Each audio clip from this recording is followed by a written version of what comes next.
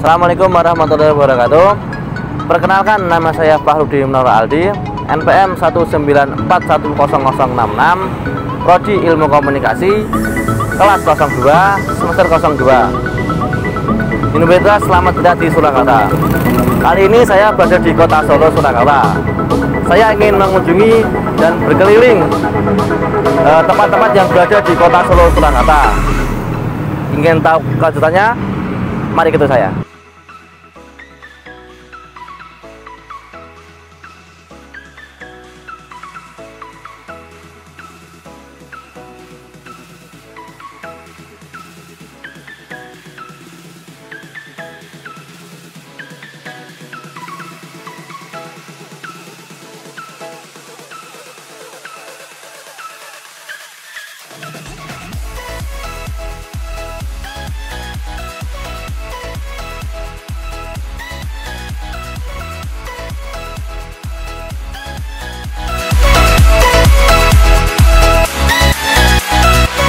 Pada tanggal 17 Maret 1357 atau bertepatan pada hari Sabtu Legi tanggal 5 Jumadil Awal tahun Arif Windu Bentara tahun Jawa 1638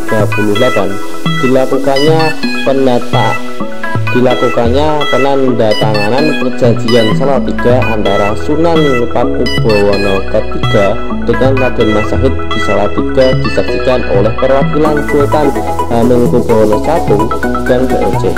Perjanjian Salatiga menandai berdirinya Mangkunegaran. Berdasarkan perjanjian tersebut, Mangkunegaran I memerintah di wilayah Daung, Mateis, Honggobayan, Sembuyan, Gunung Kidul, Pajang sebelah utara, dan Tebu. Pendiri Mangkunegaran adalah Raden Masahid yang bergelar Kanjeng Gusti Pangeran Adipati Arya Mangkunegara I. Lengkapnya Kanjeng Gusti Pangeran Adipati Arya Mangkunegara Senopati Ing Ayodhya Subdiningrat, penguasa Mangkunegaran berkedudukan di Puro Mangkunegaran. Mangkunegaran merupakan kadipaten yang posisinya di bawah Kasunan dan Kasultanan pada tahun 1797 sampai 1946.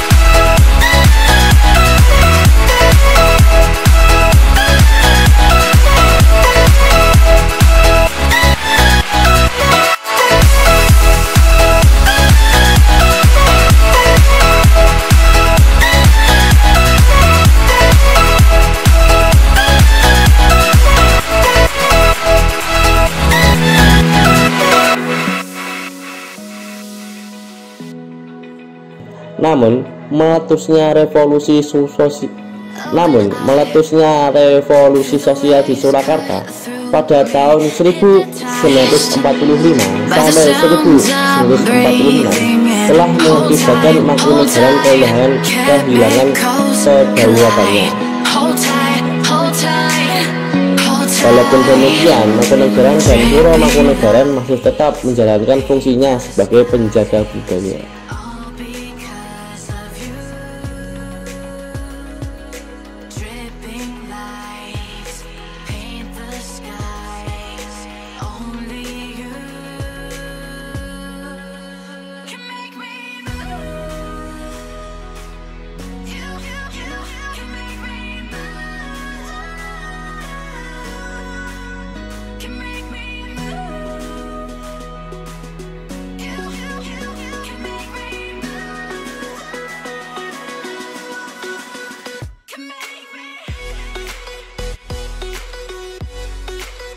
Kesultanan Surakarta Hadiningrat berdiri setelah konflik panjang yang terjadi di Kesultanan Mataram Islam. Pusat pemerintahan awal Kesultanan Mataram Islam terletak di Mentaok, lalu setelah itu di Kota Kediri, Yogyakarta. Pada tahun 1645 sampai 1677, tepatnya pada masa Amangkurat I, pusat pemerintahan tersebut pindah ke Pleret yang sekarang ada di Kabupaten Bantul. Keraton baru ini dibangun mulai tahun 1679 dan kemudian dikenal dengan nama Kasunanan Kartasura Hadiningrat. Kasunanan ini terus melahirkan penerus tahta hingga Pakubuwono II, yaitu pada masa 1726 sampai 1749. Di masa pemerintahan Pakubuwono II, yaitu sekitar tahun 1741 sampai 1742, terjadi peristiwa berdarah yang dikenal sebagai Geger Pecinan. Peristiwa pembantaian orang-orang Tionghoa oleh Belanda ini berdampak pada hancurnya istana Kasunanan Kartasura Hadiningrat. Oleh sebab itu, karena situasi yang tidak kondusif, Pakubuwono II memindahkan pusat pemerintahan ke Solo pada tahun 1744 yang dikenal juga dengan nama Surakarta. Dari sinilah sejarah Surakarta Hadiningrat.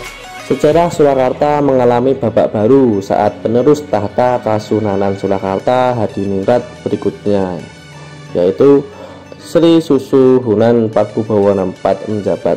Ia adalah pemimpin yang sangat pembenci penjajah karena ia berpaham kejawen.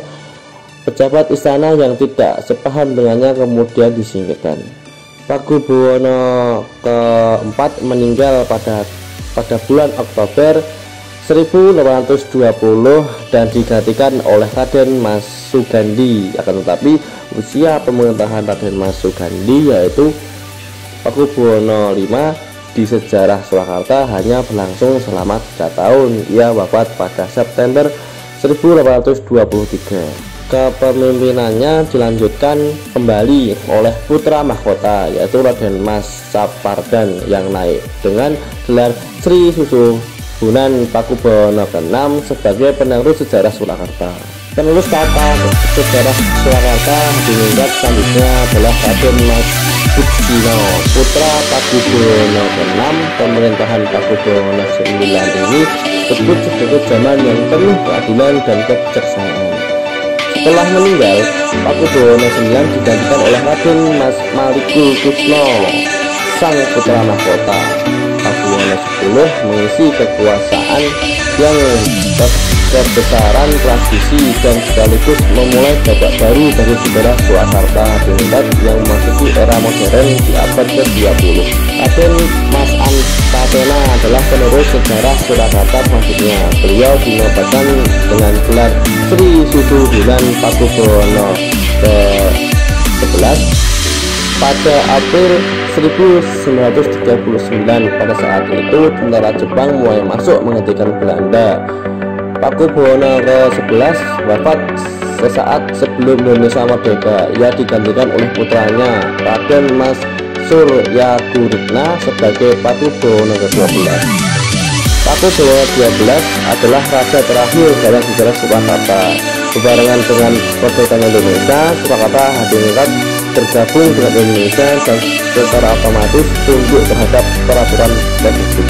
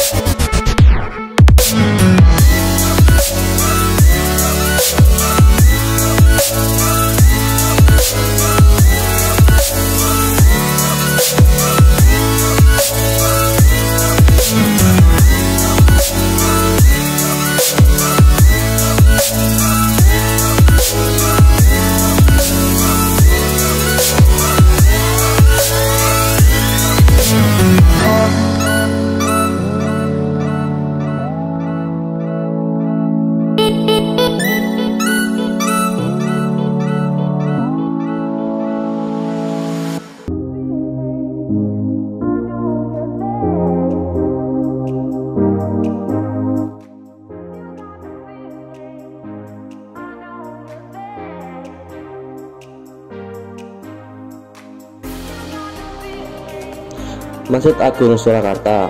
Dahulu masjid ini bernama Masjid Ageng Keraton Hadiningrat dan dibangun oleh Pakubuwono III pada sekitar tahun 1749. Terletak di sekitar alun-alun utara Keraton Surakarta, tepatnya di bagian barat. Masjid ini memiliki posisi penting dalam penyebaran agama Islam di Solo. Berdiri di atas lahan seluas hampir 1 hektar, bangunan utama masjid yang berukuran 34,2 meter kali 33,5 meter mampu menampung sekitar 2.000 jemaah. Masa perjalanannya, masjid ini telah melalui beberapa penambahan dan renovasi. Pada masa lalu, pengurus masjid ini merupakan anggota abdi dalam keraton. Setiap pengurus diharuskan terlebih dahulu menuntut ilmu di madrasah Mambaul Ulum yang terletak di antara masjid dengan pasar Barat. Tapi kini hanya kepala pengurus masjid yang menjadi abdi dalam keraton dengan gelar Tafsir Anam, sementara madrasah Mambaul Ulum dikelola oleh Departemen Agama dan dijadikan pendidikan untuk masyarakat umum. Sampai saat ini, Masjid Agung Surakarta masih menjadi pusat tradisi Islam di Keraton Surakarta. Masjid ini masih menjadi tempat penyelenggaraan beberapa ritual yang terkait dengan agama seperti dan Maulid Nabi. Yang salah satunya rangkaian acaranya adalah pembagian susu serabi dari raja kepada masyarakat.